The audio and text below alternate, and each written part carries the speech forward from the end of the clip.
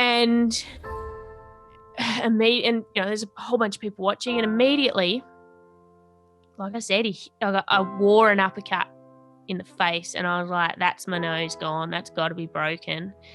But I was immediately in this sense of anxiety, and I'd never felt that inside the ring. I'd never had emotions inside the ring and lost any sense of kind of control, because that's what you don't want to. You always want to be in control.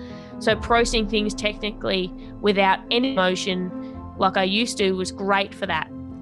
But I remember just thinking, fuck, that really hurt. I don't want to be here. I don't want to be here. And it was like I was naked. I felt like people were watching me naked, and that they could see my emotions on my sleeve. And that for me was probably the worst feeling I could have felt like.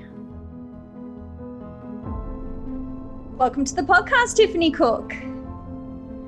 Jennah-Louise, how are you? I'm very well, thank you. Thank you so much for joining me here. So I would love to start with I'd say a quote from a conversation that you had with Lisa Tamati. I found myself at 29 in the boxing ring, and I had some really strong traits and a really strong idea of who I was as a person. The boxing ring is where I feel, even for myself, that I am unmasked. It is the one place I can trust who I am. So, Tiffanee, I would love for you to share with me how you came to find the boxing ring to be at that time the place that you could trust who you are. Oh, mate, you just go deep from the start, don't yeah. you? I love it. I go straight in there. Away we go. All right, I walked in blind. I'll say that much. I walked in blind, 29 years old, an activity that I thought, what a great attention-seeking, something chicks do. This will be fun. I'd done a few boxing classes at the PCYC, and I always had that, that kind of inner secretive, I wish that the trainer would tell me I should try sparring, or I should compete, or I should get trained properly. But I was waiting for that invitation. And then I went to this gym, and I heard about the 12-week boxing challenge, where they take you in, teach you how to fight, throw the cameras on you, put you in a black tie event, and bam, you're a professional fighter in 12 weeks time. So there I was, and I did that, and it was amazing. And I was still pretty blind to the whole, well, check out this Tiff chick. But it was definitely the most confronting 12 weeks of my life. And when you kind of, you don't always know what you're in the middle of when you're in the middle of it. Or in fact, I would almost go as far as to say we rarely know what we're in the middle of while we're in the middle of it. We don't get that perspective when we come out of it. So I kind of jumped in there, and I was like, oh, this is crazy, but awesome and whatever. But over this period of the next 2 years of stepping into those events again and jumping into the boxing ring and looking at why I kept going back there, because I wasn't a person that stuck at anything. I didn't stick to new activities, and I most certainly didn't do anything that I didn't feel or wasn't told that I had a talent at, and that I kind of knew I was going to win. So I was intrigued from the start about what is pulling me into this. This is not typical for me, and I feel like there's an attraction there that I want to dig into. So I'm asking those questions, and then I'm kind of asking the big questions like, why are most people scared of getting punched in the face and I'm not?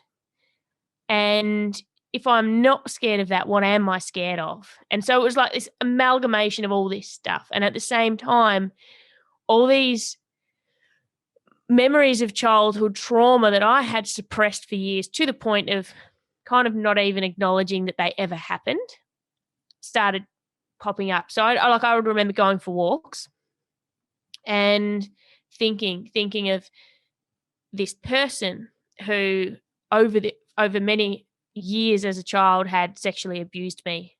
And I started thinking of running into this person and what I would say to them. And I remember thinking, where's this all coming from? Like, this isn't something that I've ever thought of before. And then, because I'm analytical type A, I jumped on Google and I thought, well, I'll just resolve this. What are the repercussions for an adult who has had this experience as a child? What are the things? And then, personality traits and behaviors and strengths and all of that stuff come up, and it was aligning with some of the stuff that I saw in the boxing ring and those questions, and I was like, all right, this is going deep. This is showing me the reality of who I really am. So these strengths that I'd clung to for 29 years, independence and certainty and strength and grit and kind of, I don't know, that just self-assuredness that I was pretending, that was definitely pretend. I realized that it was actually a running away from the other stuff. It was running away from vulnerability. It was all kind of pretend. It was that mask that I now talk about that fell off in the boxing ring. And the reason that I saw myself differently in the boxing ring is because in the boxing ring, it's one of the few places where you respond before your conscious mind can change or control or reframe or do anything. You respond. So if you're scared of a punch, you'll cower. If you see the inner you, the how do I react when the pressure's on before I get a chance to think and understand and contemplate and wonder and tell myself what's the best thing to do. What do I actually do? Do I walk forward or do I run away? So there was a lot of that. Do you want me to keep elaborating? I think that's questions. just, yeah. Told you went deep fast. Help me out. Don't leave me in the ring on my own. I love what you just said about, being in the boxing ring and just being absolutely vulnerable. What I find fascinating about your story is it seems that throughout your life, and particularly throughout your experiences of being young and having some challenging circumstances in your life, you were someone that fled. And when we talk about these survival mechanisms, it's obviously something came into your life to now say, this is worth fighting for. What do you think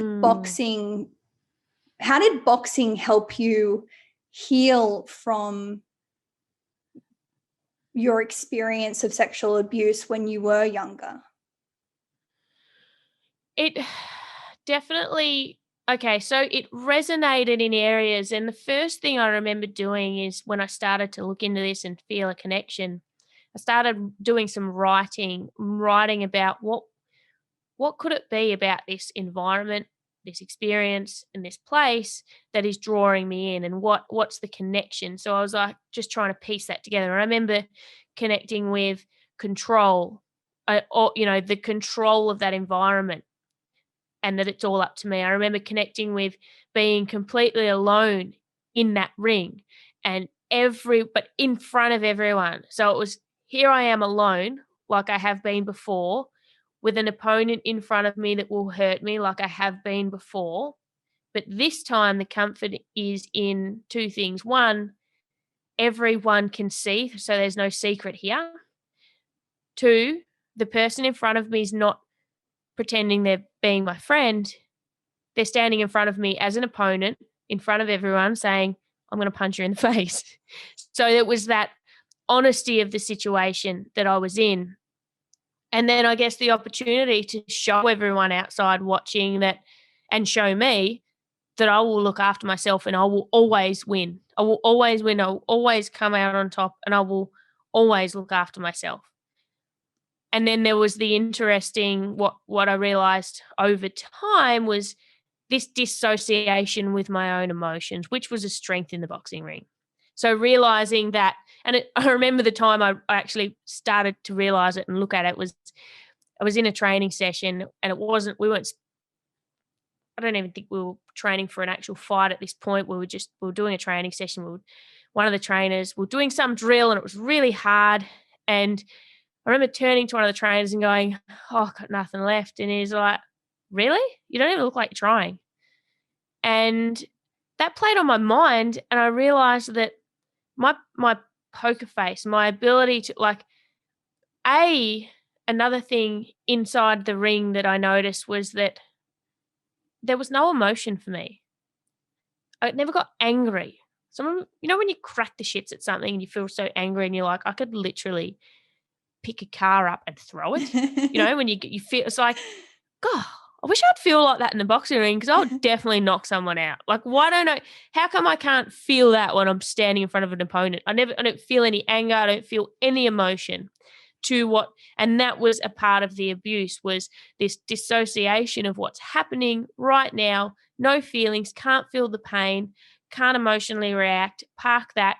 And my system would process things 2 or 3 days later. And I realized that down the track when I started doing therapy, and I realized that situations would happen and an emotional processing of them would happen later. So I started to realize that important decisions shouldn't be made in the moment for me at that point, because I just wasn't connected. I had this real accommodate attitude. So someone comes to me, they propose something, I accommodate. 2 days later, I'm like, I don't really want to do that way. I don't really want to agree to that.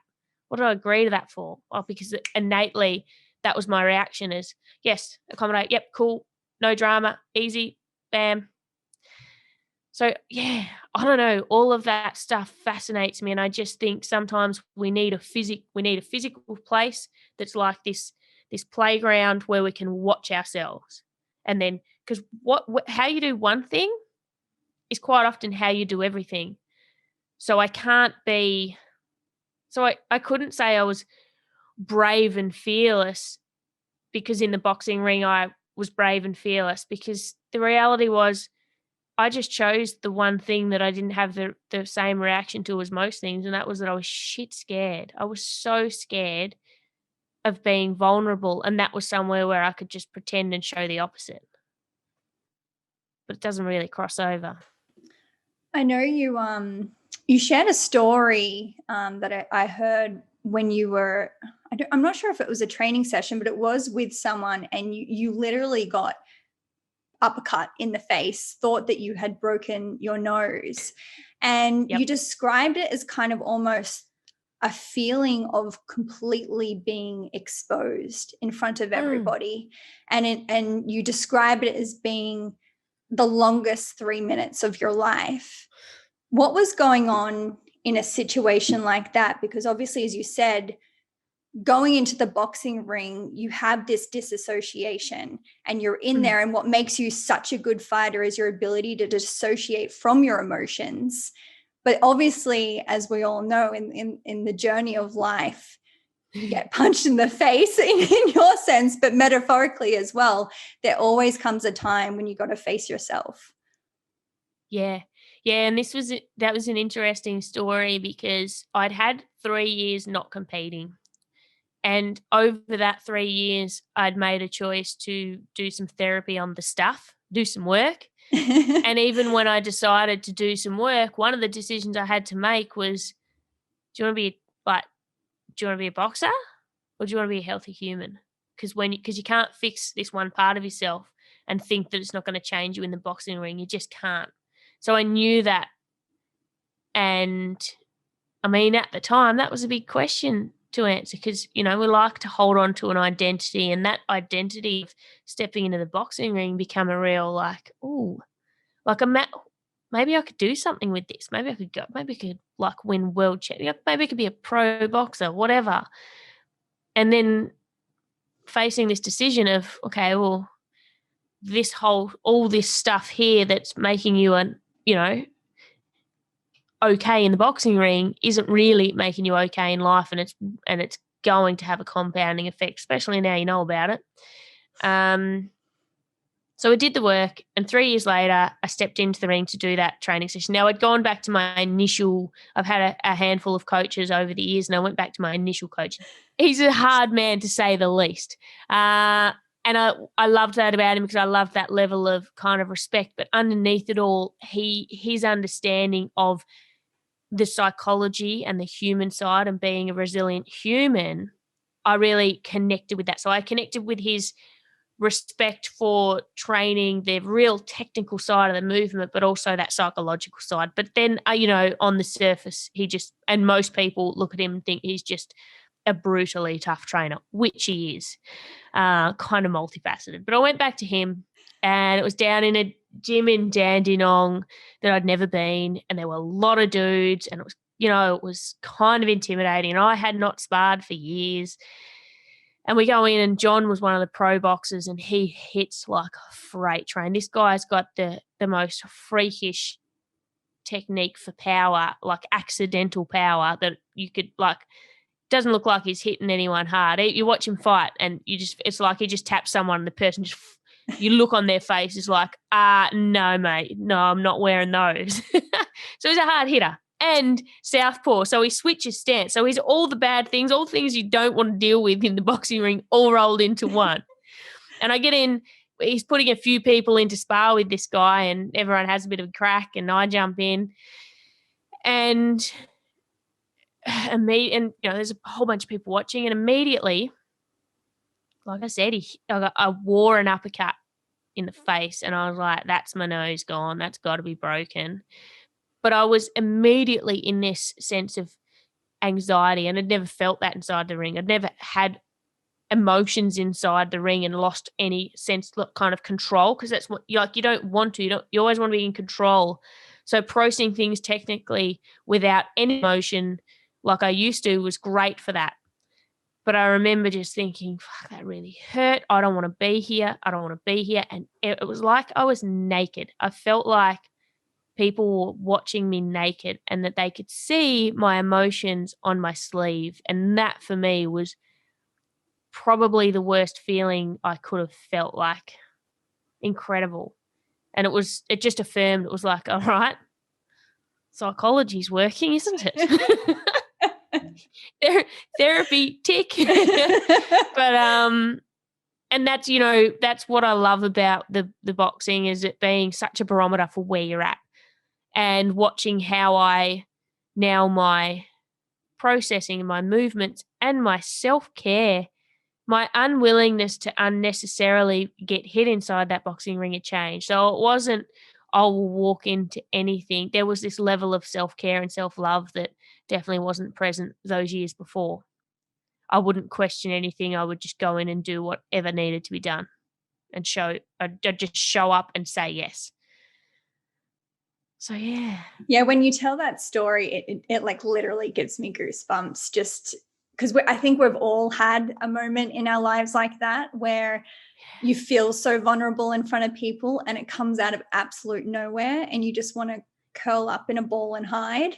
So to imagine that happening to you in a boxing gym with, particularly being a female with a lot of strong men around you, it is a very intimidating and confronting situation. Yeah. In terms of that moment, I'd love to talk to you about identity, because I think obviously in that moment, your identity begins to change in a very big way. You go from someone that is this, you're a high achiever. You won state championships in boxing. You were like very good at what you did, but obviously from what I hear in your story is that a big part of your power was that disassociation, was that quote unquote lack of self-awareness. So what happens when you do a few years of therapy, you get back in the ring, you get punched in the face, and all of a sudden you realize, hang on, I'm not the person that I used to be? Yeah, good question. I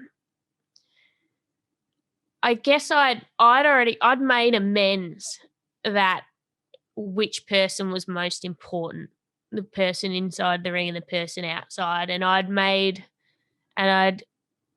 was well aware of what I wanted to get out of boxing, and boxing definitely had become more of a barometer and less of an achievement thing. And funnily in that process, you know, my value on winning and losing fell away and became more about achieving what I wanted to achieve in any moment in there. So I had 3 fights in 2019.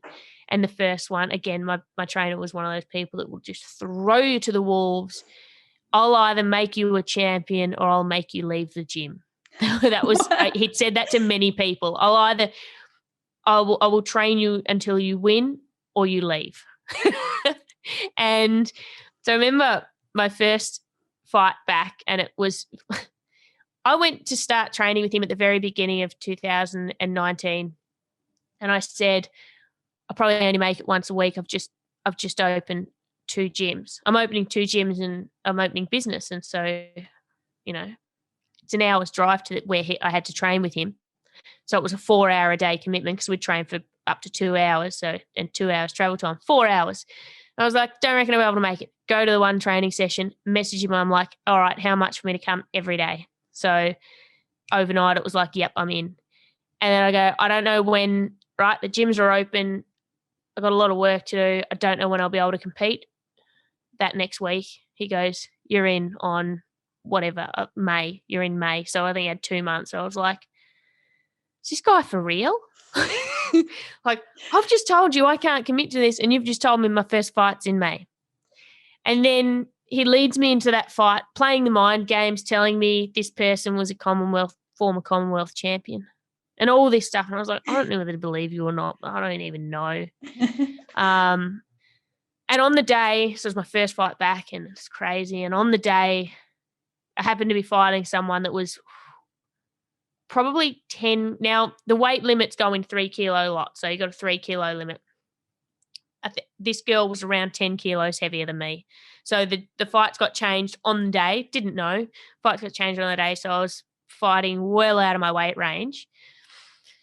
And I won that fight, but I was so disappointed with my performance. So I've won this fight with someone that's 10 kilos heavier, but I walked out of the ring and I was just like, that was terrible, right? Because my composure and the way that I fight and my control was so different to the sparring that I'd done.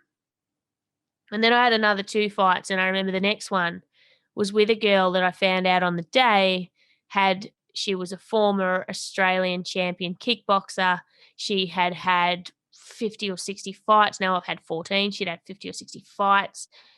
And, you know, finding that out on the day, like, and they'd lined up an Australian title. So this was an Australian title fight. And I was like, all right, this is awkward.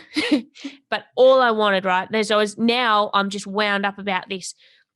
2 things. I don't want to move. I don't want to respond the way I did. Like I did. There was all this movement that was happening that didn't happen in sparring. And I just want to, and this was my first 5-round fight. I was used to fighting 3-round fights. So an extra 2 rounds. I went into that fight and we did the 5 rounds. My composure I was just so happy with my composure. We boxed really a classy fight. I felt like I could have done another 5 rounds. I was like, I've got everything left. Like I know I got a split decision loss, which I think in all contexts is amazing. So I know that if I had pressed the go button, but I didn't go in there telling myself I wanted to press the go button and win. I said I wanted composure. The 2 things I walked into that fight to achieve, I achieved. And it was so funny because I lose this fight and I'm so much more proud and happy, and it meant so much more to me than winning the previous fight against a girl that was weight divisions heavier than me. So when I talk about this winning and losing, so this, you know, you're fighting one person.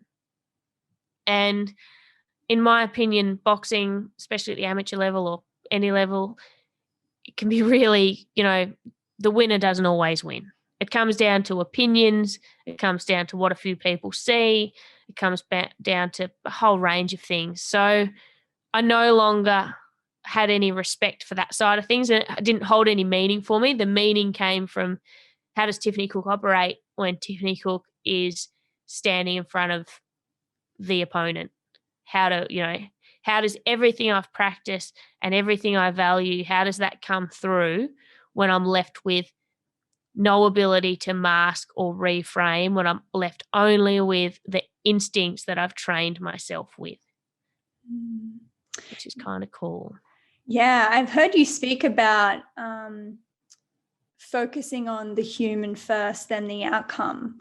What has been your biggest influence in getting to this point? Because it's definitely pretty far down the journey for people, particularly high performers, to really understand that valuing yourself before your results is defining and life-changing, and certainly sets you up for a much more fulfilling life.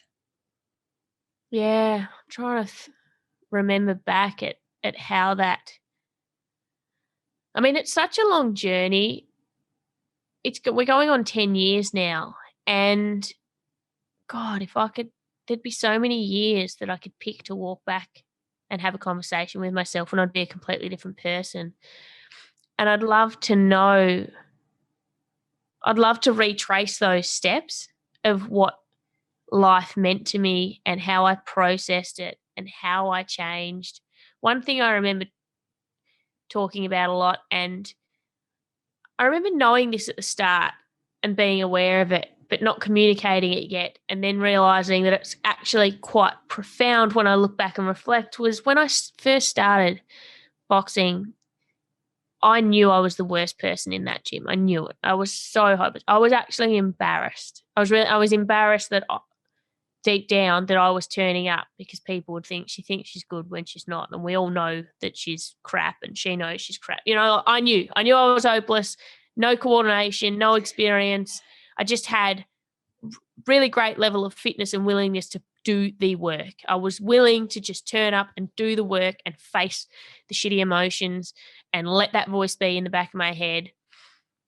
But also there was this other knowing, and it's hard. And when I first started talking about it, it's hard to explain, because it's hard to, because when I say the words, I think it sounds egotistical or something, or it sounds braggy, but it was just this knowing. I knew that I had what it was going to take to win. I knew that I was going to win, and I knew I could. And it's a really internal thing, and I don't know what drove that, but I think the profound lesson around that is there is always going to be the shitty voice that tells you you're not good. We always think we're not good enough. And the reason I'm so passionate about teach boxing now, and the reason I was so passionate about becoming a coach and teaching this, especially for women, was because I knew I knew that I was so not talented. I wasn't talented. In fact, if you looked at me before boxing and you looked at me from a sporting or a physical kind of aspect, not committed, wouldn't commit to anything. I was okay. I was okay at school at anything athletic, as long as we just had to turn up and compete. But I would not, I didn't even take my gym gear to PE class. That's how much of a shit kid I was. You were one of those kids. Just wanted to turn up on the day, and I would win the sprints. But where am I in gym class? I'm probably behind the shed smoking a cigarette with the naughty kids. But knowing that, it was like, there's so much power. There's so much power in letting people know that you believe in them. All I yearned for was someone to tap me on the shoulder in the gym and go, you should do this. You can do this. And I remember the first girl I trained for when I became a coach, and we ran that boxing challenge that I was in. So I became one of the coaches for that. And I remember sitting in with the owner of the gym, and him saying, all right, so you're going to be a coach and you train people for this fight. And I'm thinking, have barely been a coach for 4 months. I can't train people to fight. And I remember he goes, well, Natalie was a friend of mine, and we'd met at another boxing gym. And I remember partnering up, just a fitness club, a fitness gym. We partnered up, and we were punching and walking back and forth in the gym, doing this punching drill. And she was just so focused, so determined. And she was on a weight loss journey, right? So she wasn't super fit, but she was super fit. And you know, in someone's face, they're training so hard that their face goes red and then it starts going white, right? That's how hard she was training, way harder than I was like, this chick's training way harder than I would train. And I said to her at the end of the class, I'm like, mate, you got like, that was commendable. You are brutal. You should fight because you've got it. You have got that. And she said to me, when I joined this gym, I'd said to the owner that I wanted to fight, and he's never mentioned it since. And so, of course, she was just quiet, and you internally make that whatever you make it. And so she chose me. So I'm sitting in the gym, however long later, a couple of years later, and the owner of that gym says, Natalie has chosen you as her trainer. And I was like, oh, wow. Right. Because all she needed was that tap on the shoulder. And someone, like in other people's eyes, I won fights. I won my first fights. I did 4 of those challenges. And then I went and trained in the amateurs. Now, the amateurs is where you're competing against people that actually want to compete. And they're usually not 29 like me. They usually find this a little bit earlier. And I got seeded through to the Victorian novice title. So my first amateur fight, I won the novice title. And I was like, oh, what the hell? But, you know, it's a great story because I wasn't talented and I wasn't experienced and I wasn't a fit kid growing up. Like I was athletically, I had good ability, but I wasn't dedicated, and I certainly didn't put in 1,000 hours of bloody anything combined, let alone one thing.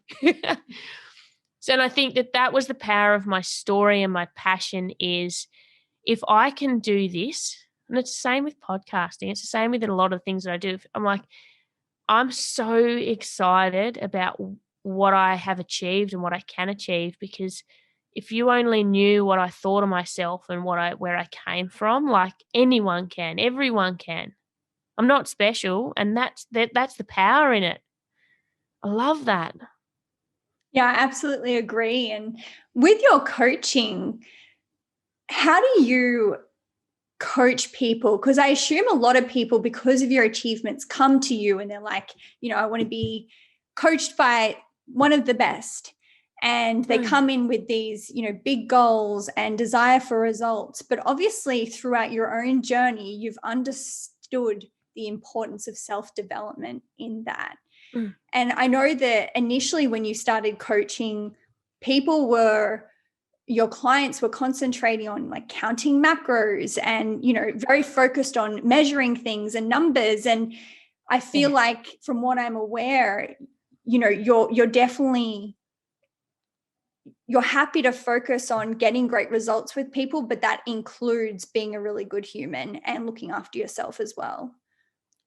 Yeah, I innately knew like I never had a focus on doing something to create this result with the body. I connected, the only time I connected with something to stay at it and be consistent, there was an underlying driver. And for a long time, it took searching to figure out that driver. I didn't know what that was. So I knew that I came across that macro thing when I launched online coaching, and people were wanting that stuff. And so I turfed online coaching, and it was lucrative. Like I launched it, and within the first month I exceeded my goals. And I was like, God, this is quite lucrative. Don't want to do it. No interest because people, you know, they saw obviously rippling 6-pack photos of me boxing. They're like, yep, I want to do. And I was like, we're not counting calories. We're not obsessing over things. God, I've got an obsessive nature at the best of times. The last thing I need to obsess over is how many bloody macros I'm eating. I hate it. I wanted to have, you know, life is about developing as a human, and then your body is a reflection of the choices you make and the person you are, but you've got to enjoy life. And the other thing was, I was training with a housemate of mine, and she was a couple of weight classes heavier. And I remember for her first fight, she lost 10 kilos. It was amazing. And then she put a bit back on. Then she did another fight and she lost it again. And I remember at one point she'd lost a total of 10 or 15 kilos or something. So she's sitting at quite, but she was never, you never saw the change of that. So I remember one day saying, if we rewound back to when you were 80 kilos or whatever you were, if we rewound to that and I showed you a photo of what you look like today and I said you could look like that one day, imagine how happy you'd have been. And she was like, yeah, right. So it's not, we spend our life chasing the number. We spend our life looking at ourselves and wanting to make us better. And I can tell you there was another time when I don't like dressing up. I had to dress up, had to go buy a dress for some bloody thing. And so I go shopping and fortunately some chick at the shopping centre's piling up the dresses and bringing them in. So I'm putting them on and I'm sending photos to my housemate going, what should I, God help me please, pick a dress. And there were two things. One was at one point I looked at a tag on the dress and I'm like, oh, excuse me, this is a size 6. And I hand it back out and she's like, honey, they're all size 6s. And I was like, who is a size 6? Like, who's a size 6? That's ridiculous. I didn't realise because I was so focused just on the sport and being an athlete. And I was like, oh, wow, that's a bit crazy. I used to hang shit on size 6 people. But the other thing I remember was one of those dresses I put on and I was extremely uncomfortable. It was just a very tight-fitting little black dress. And for some reason, I sent that in the bunch that I sent to my housemate. And of course, she's like, the black one. I'm like, oh. So I'm a size 6 girl standing in a cubicle with a tight black dress on that, with a body that if I look at that photo of being in that dress now, it's like with a body that people would die for. And I'm like, oh, my stomach sticks out. I'll have to hold my stomach in or not. What fucking stomach? So it was this knowing that we're all chasing something that doesn't exist in our head, or even when it does exist. Well, like another time I was in 2017, I'd come back from retreats I'd taken retreats in Thailand and would go over there and take people over to do these boxing things, and it was amazing. So we'd stay at this hotel, this resort, amazing healthy food. So you're just training twice a day. It's just crazy. But I would put on 2 kilos every time. We did like 3 in a row and I'd come back 2 kilos heavier each time, but leaner. So it was like 2 kilos of muscle. But your brain doesn't tell you that. And I come back and myself and my housemate go to we joined a new gym. We're like, oh, there's this female only fight card coming up. Do you reckon we could have enough time to put ourselves in and do it? And he's like, oh yeah, yep, let's go.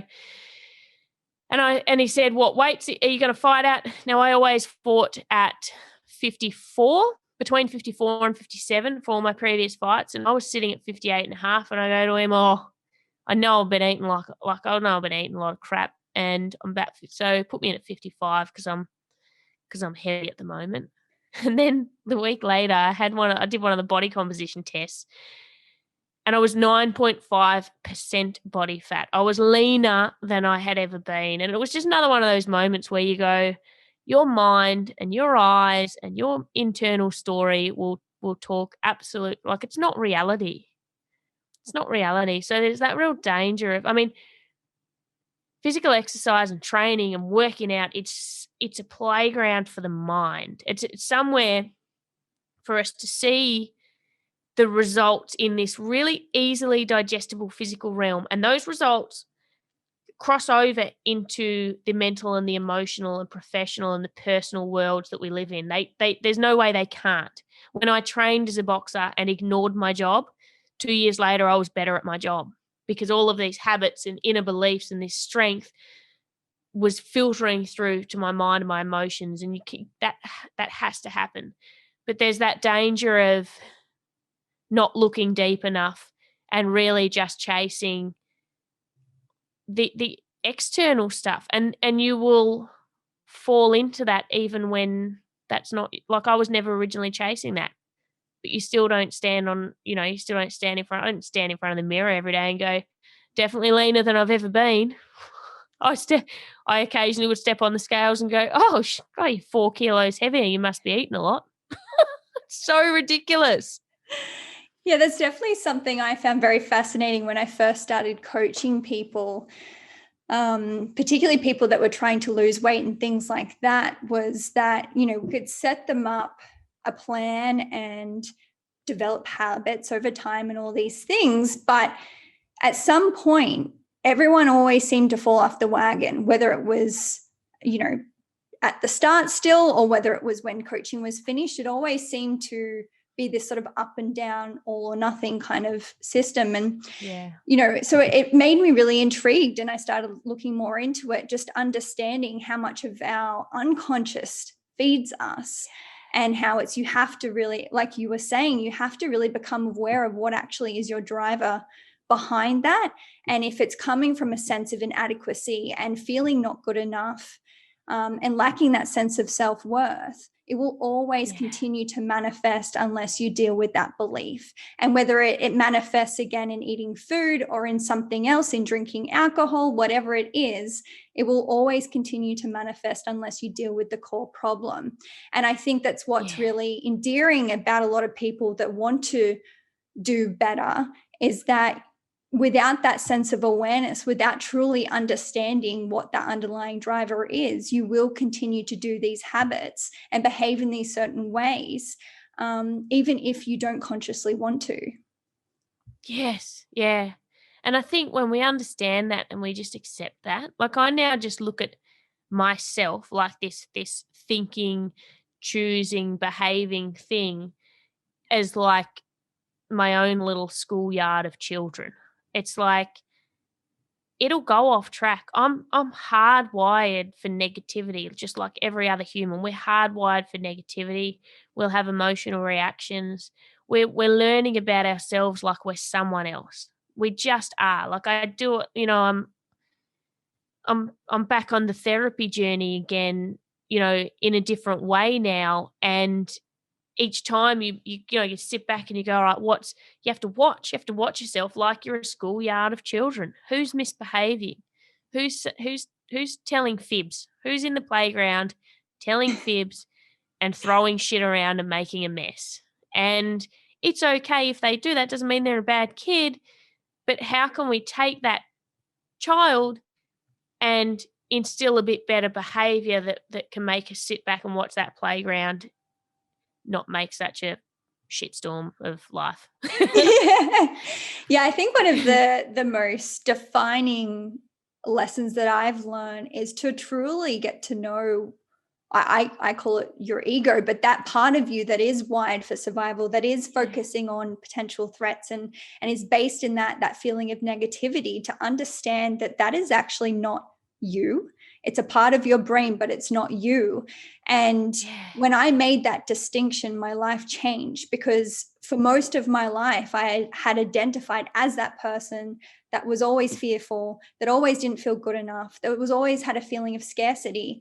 And, no surprise, I experienced depression and anxiety and, different disorders, and it manifested in so many different ways. And I honestly felt like during that time in my life that this was my life sentence, and that this is how I was going to be for the rest of my life.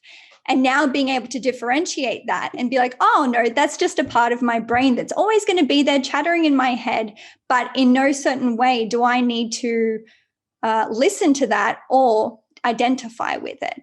And I think, for me personally, that has delivered a sense of inner peace and connection with myself, that I can now show up at any time I have those thoughts. If they are not good thoughts, and if they are not thoughts that make me feel good about myself, then they are not me, and they don't deserve the attention that I was giving them previously. 100%. What a game changer. Hey. Mm. And like that idea that we don't have to, like, life's, despite what we think, what we get up and expect every day, life's actually not just about having a grand old time every single day. If we don't have bad times, well, good times cease to exist, because good times just become times, and then we're just flatlining, like the bad times are equally a part of life. And I don't know, like we just expect to not ever have to endure them. And when you think about that, like how ridiculous. Yeah, it's fascinating. It's like we're constantly on this pursuit of happiness. And if we don't feel happy, then there's something wrong with us. And it's like, no, like that is, how would we not know happiness without unhappiness? It's the circle of life. It's our humanity. It's the beauty of our humanity to be able to experience the full spectrum of emotion. But I think where we need to differentiate is don't live there. Like we can have bad days and we can have kindness and self-compassion for ourselves, but don't live there. Give yourself the space to reflect on what's going on. You're a conscious human being. Be conscious of what's going on and move through it. Yeah. Yeah, 100%. And like, I think of pre-boxing. I think of the pre-boxing Tiff, and I was very, I don't know, after starting to do some of the work and uncovering some of the stuff, there were some turbulent years of emotion, like because pre-boxing, when I didn't connect with emotions, any manifestation of a feeling of whatever emotion really wanted to come up that I wouldn't let. What I see when I look back now is that there would be this kind of inner rise in me where I'd be irritable and fidgety and kind of just get all shitty at little things and reactive to nothings. And I knew that I was just in a mood, like, oh, you just, whatever. But once I started to peel that away, those couple of years of turbulence where for the first time I was experiencing what grief and sadness and stuff felt like. So I'd gone to a life coach and we'd done some work on anger and we'd done some emotional stuff. And then I remember thinking, God, I'm so, like, sometimes I'm just sadder. I'm just sadder now. But it's not that I was sadder. It's that I was feeling those emotions that I had suppressed. They got to come up. You got to do something with them. And now what's on the other side of that is, like, you can either keep the lid on, and if that's the case, maybe stop listening to this podcast already, because once that lid's off, that lid is off, and you will never fit the shit back in to put the lid on again. But you get to clean it up, and on the other side of that, there is the opportunity. Like, yeah, I'm going to feel more sadness. Yeah, I'm going to have some really hard times. Yeah, this stuff's going to confront me, but I'm going to be able to connect to people more than ever. I'm going to be able to feel things that I never had the ability to feel before. So we've got to, so I walk into confronting feelings now because I know that the opportunity, like, I feel snippets of it. Like, I've got a dog now. Now I've had a lot of dogs, but I've never had them for very long because I've had a reason or an excuse, which I never looked into deeply until the point where I was like, I'm going to get a dog so that I commit to something. And I almost got rid, and I've told this story in a podcast before, but I almost rehomed her at 18 months because I got rid of anything that I could lose before. A relationship, family, anyone. I just kept everything at arm's length. So, and I remember I had a dog when I was young that was given to me, and I didn't find out till 3 weeks after it was put down that it had gone to a farm. My parents didn't tell me for 3 weeks because that dog was everything to me. So, I mean, I feel like that's a part of this whole, I definitely can't have this dog anymore. Like, I'm not home enough. I think I might move to fucking London next year. So sorry if you're not allowed to swear on this podcast. I think I might move overseas, and it wouldn't be fair on the dog. So I've got to get rid, I've got to get a new home for the dog. And I remember putting this post up in a Whippet Facebook page for my doggy coach. This was years ago now. And people straight on it because she's an amazing dog. And I'm like, delete the post, burst into tears. I'm crying horrifically. I go to the park. I'm like, she's my dog. Like, she doesn't understand. Like, it was too late. I'd made this connection. And there are times that I feel with that dog like I've never felt with a human, and that's progress. It's like, wow, I never knew. She got a condition at the start of this year, and she had to go to the hospital, and they didn't know what was wrong with her, and she wouldn't eat. And I had to have one night where I came home and she wasn't going to be home, and I sat in the car for 30 minutes before I'd enter the house because I knew that it was going to hit me. And so I walked in the house and I cried and I was like, oh my God. And then when I got her back and they diagnosed her and medicated her and I got her back, I was like, I sat on the couch just going, I don't know how. I guess people are like this with kids, but I was like, I don't know how I could possibly have more love now than I had before, because I thought I'd felt the full impact of love before, and now I love her even more, and it's I've thought from the start, like, when are they going to invent a pill that makes the dog live forever? Because I think about that a lot. Like, they don't last forever, and I'm petrified of that. But I confront that now because I get to feel that feeling, and fucking hell, it feels good. Yeah, one of my favorite people, Peter Crone, he has this quote, life will present people and circumstances to reveal where you're not free. And that has been defining for me, that at any point that I feel triggered throughout my day, and triggers can be quite small, is to ask myself, where am I not free? And to be able to lean into that. So I think it's really beautiful that, in terms of commitment, to be able to commit to your dog and still be conscious of a fear of loss, but to be able to understand that you leaning in has provided you that experience of what true love feels like. And to understand that without you leaning in, you wouldn't have been able to feel that. So there's always that appreciation that the more that we lean in, and that fear tells us that the more we lean in, the more we have to lose, but to just continue to lean in anyway and to receive the gift of whatever comes from that, particularly if it's that strong feeling of love, I think is certainly worth any fear of loss. Yeah. Yeah. Yeah. Well, I think, Jennah.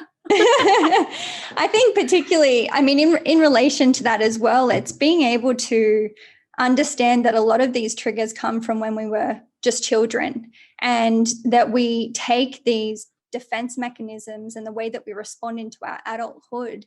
And it's a journey of being able to confront these and become self-aware, and to understand that as an adult, we can look at it from a different perspective and approach it from a different perspective, and have compassion for that little inner child that still is within us and still sensitive to whatever happened when we were younger, but to be able to move through that and become more as an adult now, not seeing it through the eyes of a child. Yeah. Oh, what a journey, Matt. I had a recent-ish episode on my show with a clinical psychologist who was recommended to me by a former guest.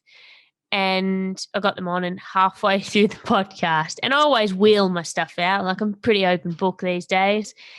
And so it was no surprise, but it went deep. We went deep into childhood, and it was confronting, and it was like, I don't know many people that would probably put that episode up live, but it took me 2 weeks to open the file to edit it. And I normally have an episode up, within a week. 2 weeks to open it up to edit it. Another 2 weeks of deliberating and re-listening to make sure it was okay for my mum and my parents to hear, really, because it was about childhood and parenting, and far out, like, the power of sharing what you think isn't big is, there's stuff underneath where you think there's not. I raised my situation with him, and which is, I've spoken about it a lot on podcasts now, but he stopped and he paused and he apologized. He said that should never have happened. And he paused just long enough, obviously, in his little clinical psychology brain. He knew how long to pause and how to look at me, and it confronted me, and I was like, he made me stop and acknowledge that. And that, there was just those little things where you go, oh shit. Couple of days, like, it was probably a week or two of this emotional turmoil. I'm like, how is something that I have spoken about so much still causing this thing? And so he recommended a specific type of therapy, and I've done 2 sessions of that, and bloody hell, that is,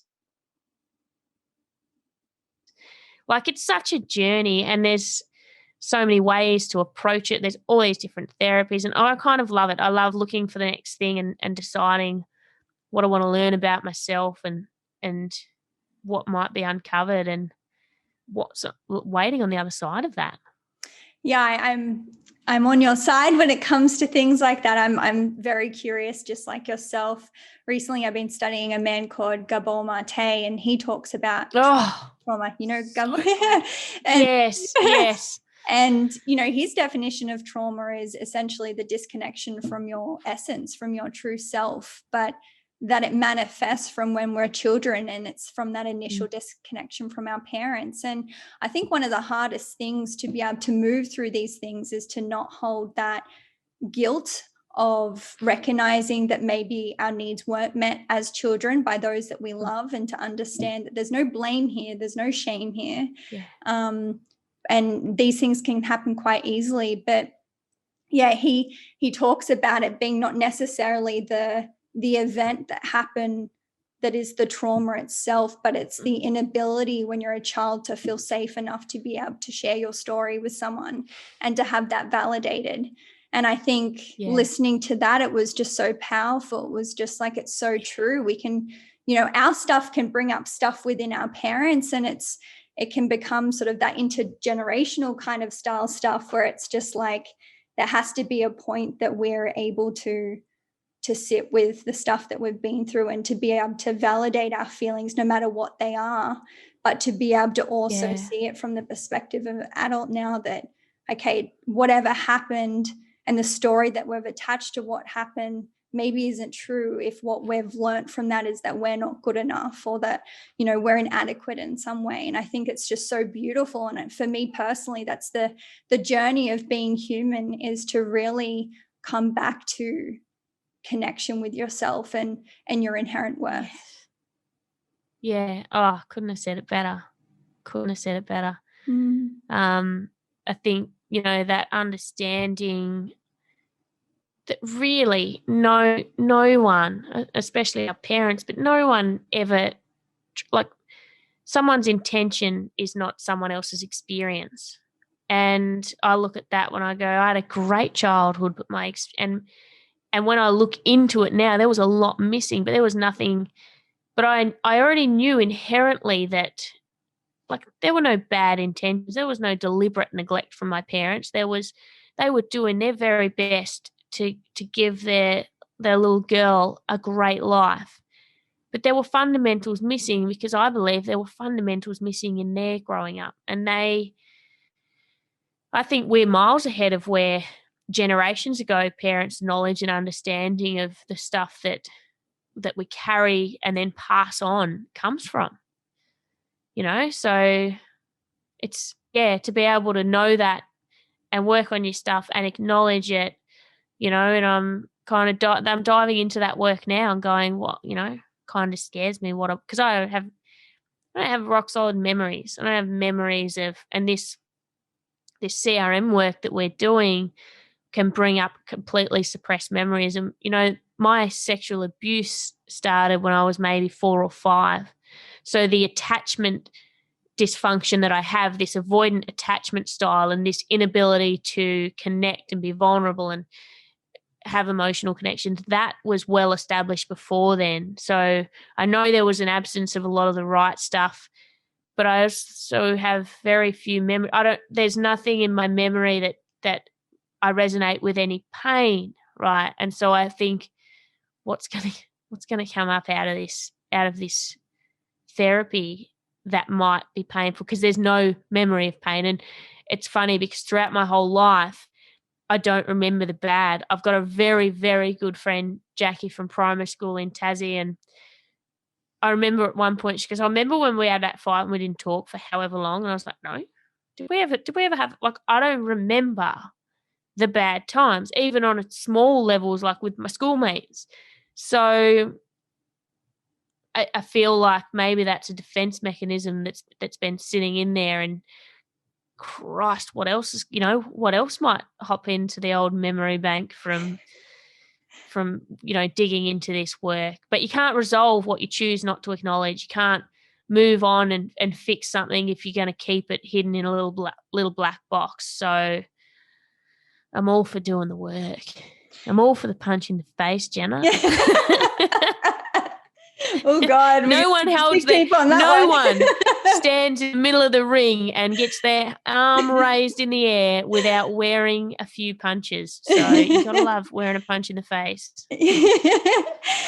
Yeah, I certainly, in my own personal life, in relation to fearing what could come up and the pain that we could experience through what comes up, I try and look at it from more of a macro level, a bigger perspective of, what is the pain in my everyday life because I'm not facing that? What are if we have this avoidant attachment style and we're fear of commitment, what relationships, romantic relationships are we missing out on because of that? It's not just the pain that's happened, but it's the pain that it's causing in everyday life because we're not willing to face the truth.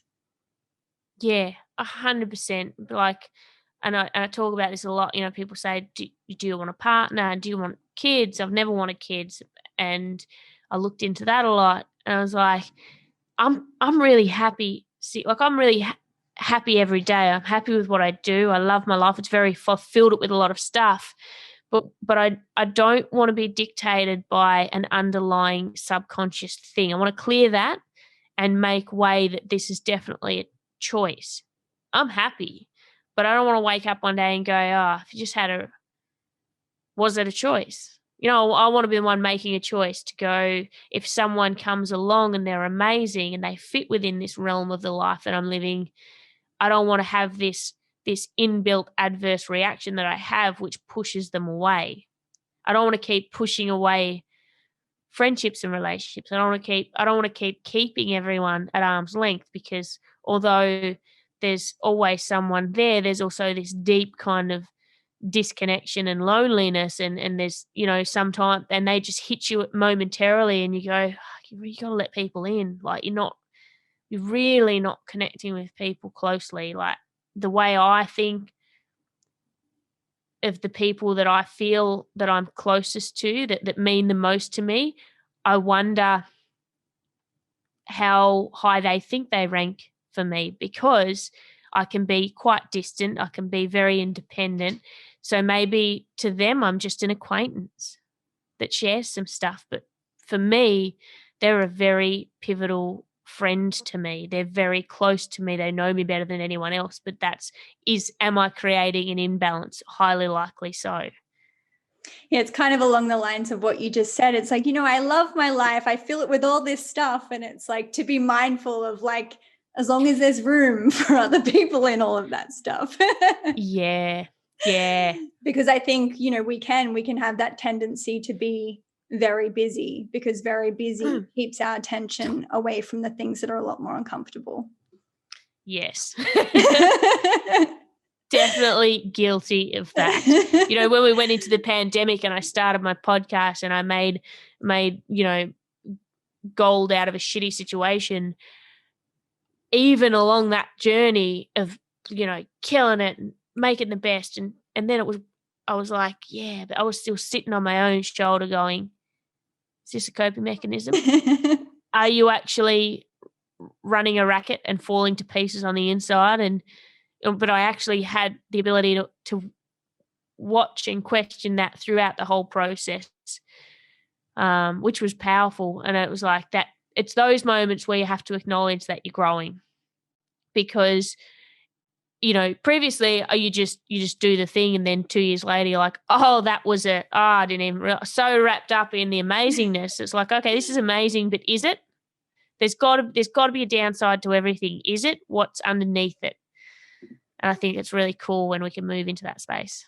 Yeah, absolutely. I think, so admirable to be able to be that self-aware, to have that little person on your shoulder that's calling you out, because, I feel like it's such a gift to be able to then be in a position to be like, okay, so for most of my life, this is how I've behaved. And, it may be normal to me, but is it natural? Is it truly coming from that internal space of joy and connection and love? Or, as you're saying, is it a coping mechanism that's still keeping me from away from being my true self, and the ability to truly connect with people. Because I think when you always have that, as you said, that mask on, it certainly it affects the relationships around you. And I mean, in my own experience, I've always been at my most happiest when I'm the most vulnerable and the most connected. Yeah. Oh, so true. So on a final note, and thank you so much for this beautiful conversation, Tiffanee. I've really enjoyed it, and I really appreciate your vulnerability, and I feel very connected with you. But I would love to ask you, what does it mean to you to be human? I think it just means to learn and evolve and share and be open to everything, you know, the ability to evolve and to not know, and to do the best and to learn and to teach. I think when we all learn and teach together, who knows where we could go.